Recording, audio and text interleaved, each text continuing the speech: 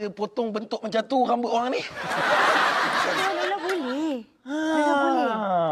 Semangat macam ni yang kita nak. Tapi Lola kena janji jangan malukan Bijan, okey? Okey. Pergi settlekan. Dek. Tanya dia nak macam mana. Dek, bismillah lah dulu Benda macam ni kita kena biarkan dulu. Aku sebenarnya jujur aku cakap dengan kau, aku selesa dia macam ni.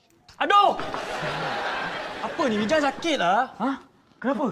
Ni potong siapa sakit telinga ni. Baik tak payah potong macam ni. Bijan, cancel je lah Bijan. Dia potong telinga. Belum parah ni. Ya Allah.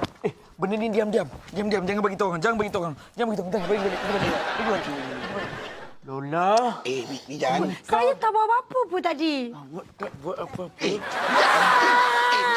Kau orang macam ni kita potong rambut dia. Tak nak. Bijan, sabar. Cukup rambut kau bagi botak. Tak nak. Kau je, tengoklah Bijan ni, kau je. Sabar. Ya, Bijan. Serahkan bola itu kembali. Bukan.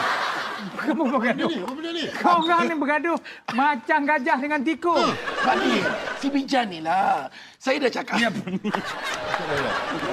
Saya dah cakap jangan paksa Lola. Dia paksa Lola buat semua kerja kat OOTD ni, Pak Din. Tapi kita nak train. Saya dah cakap.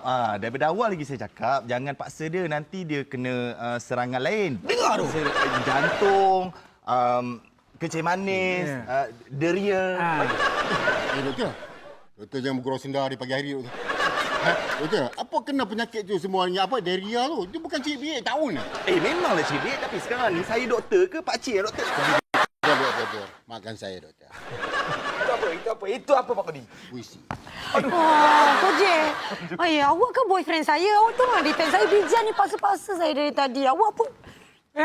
Boyfriend?